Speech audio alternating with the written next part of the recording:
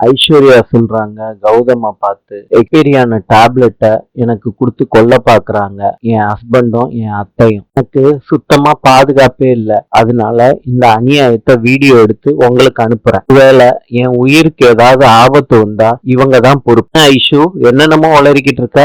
நான் எதுக்கு கௌதம் உளரணும்? நடந்த உண்மைய எல்லாருக்கும் காட்டுறேன். டேய் கௌதம், யாருக்கு காட்டிக்கிட்டு இருக்கா? வீடியோ பார்க்க போறவங்க கிட்ட சொல்லிக்கிட்டு இருக்கா. வீடியோவை நீங்க பார்க்கும்போது எனக்கு ஏதாவது ஆச்சுன்னா உடனே போலீஸ்ல புடிச்சு கொடுத்துருங்க. யாருக்கு அனுப்பிக்கிட்டு இருக்க?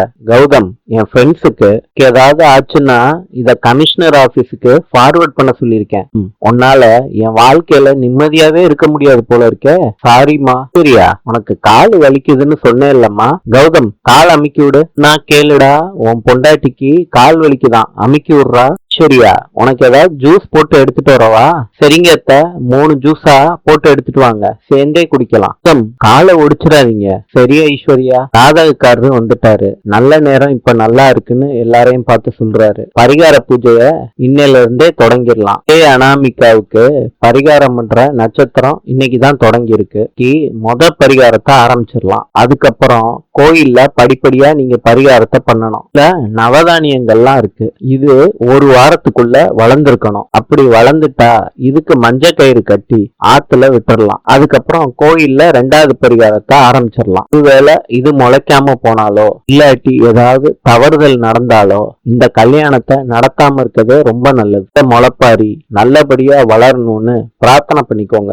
தேவி எல்லாரும் தூங்குனதுக்கு அப்புறம் நைட்டு வந்து அந்த முளைப்பாரி பானையில ஏதோ ஒண்ணு கலக்குறாங்க. சொல்றாங்க இனிமேட்டு இந்த கல்யாணம் நடக்கவே நடக்காது. இந்த முளைப்பாரி பானையில புல்லு பூண்டு கூட முளைக்காது. காலையில எல்லாரும் இந்த முளைப்பாரி பானையை எடுத்துக்கிட்டு கோயிலுக்கு போறாங்க. பாட்டி சொல்றாங்க புரோகிதர் எங்க இருக்கான்னு கேளு காயத்ரி. அப்படியே அனாமிகாவுக்கு போன் பண்ணி வர சொல்லுங்க கோயிலுக்கு. ஐஸ்வர்யா கௌதம கூட்டிட்டு போறாங்க.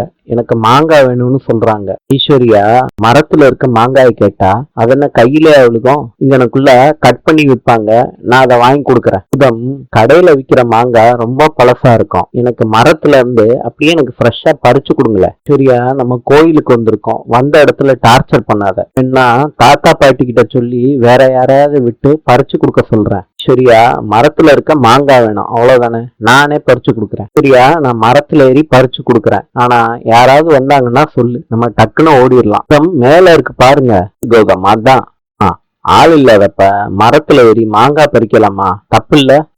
அத நீங்க ஏறி பறிச்சவங்க கிட்ட கேட்கணும். என்கிட்ட கேட்டா என்ன அர்த்தம்? ஏயா போற வர்றவன்லாம் மாங்காய் பறிச்சா நான் என்ன தலையில துண்டா போட்டுட்டு போறது? இறங்கி ஆக்கல. சரி, நான் கோயிலுக்கு போறேன்ப்பா. அண்ணா அந்த பொண்ணை கூப்பிடுங்களேன்னு. பிரெக்னெண்டா இருக்காங்க, ஆசைப்பட்டு கேட்டதுனால மாங்காய் பறிச்சேங்க. இஷு நெல்ல இஷு, அவ என் ஒய்ஃப் சார். அந்த பொண்ணுதான் தெரியாதுன்னு சொல்லுது இல்ல. படிச்சவன் மாதிரி இருக்க. அடுத்த மரத்துல மாங்காய் பறிக்க கூடாதுன்னு தெரியாதா? பாருங்கன்னு ஒரே ஒரு மாங்காய் தான் பறிச்சிருக்கேன், அதுக்கு உண்டான பணத்தை கொடுத்துட்றேன். செய்ய வேண்டிய சடங்கெல்லாம் செஞ்சு முடிச்சிட்டீங்களான்னு சாமியார் வந்து கேட்கிறாரு. எதுக்கும் கவலைப்படாதீங்க, பரிகாரத்துக்கு தேவையான எல்லா ஏற்பாடும் பண்ணியாச்சு. இதுல வாழை மட்டையில விளக்கேற்றி வச்சு தெப்ப குளத்துல விடுற சடங்கு. இந்த சடங்கை தம்பதிகளும் பண்ணலாம், கல்யாணம் பண்ணிக்க போறவங்களும் பண்ணலாம். இந்த பரிகாரத்தை பண்ணுனா எல்லா மேன்மையும் கிடைக்கும், வாழ்க்கையில முன்னேற்றம் ஏற்படும். தெப்ப குளத்துக்கிட்ட போறேன், நீங்க சாமி கும்பிட்டு வந்துருங்க, பூஜையை ஆரம்பிச்சிடலாம். எல்லாரும் அனாமிகா எங்கன்னு கேக்குறாங்க. விஜய் சொல்றாரு அனாமிகா டிராபிக்ல மாட்டிக்கிட்டாலாமா, வந்துருவான்னு சொன்னா. போன் பண்ணி வர சொல்லுடா. எல்லாரும் வந்துட்டேலா, ஆரம்பிச்சிடலாமா? அனாமிகாவை கூட்டிக்கிட்டு அவங்க அப்பா அம்மா வந்துட்டாங்க. சரிங்க, கொஞ்சம் வர லேட் ஆயிடுச்சு, பரவாயில்லங்க. காயத்ரி சொல்றாங்க பொண்ணு வீட்டுக்காரங்க வந்துட்டாங்க, பூஜையை ஆரம்பிச்சிடலாமா? சரிம்மா, பெரியவா பண்ணட்டும், அதுக்கப்புறம் மத்தவா பண்ணட்டும். ஐஸ்வர்யா முழுகாம இருக்காங்க, அதனால இது பண்ண வேணாம். ஃபர்ஸ்ட் சூர்யாவும் மகாவும் பண்ணட்டும். 2 பேரும் மாலையை மாத்திக்கிறாங்க. 2 பேரும் சேர்ந்து தெப்ப குளத்துல விடுங்க. இது முழுகாம அணையாம போகணும், அதான் நல்லது. மகா தடுமாறுறாங்க, சூர்யா பிடிக்கிறார். தண்ணி நீங்க இவ்வளவு போறது ஓகே, குளத்துக்குள்ள போய் டைவ் அடிச்சிட்டு போறீங்க. ஆழ மட்டையில மகா விளக்கேத்துறாங்க. வடகொரியாவின் நாணயம் 1. நாளை சந்திப்போம்.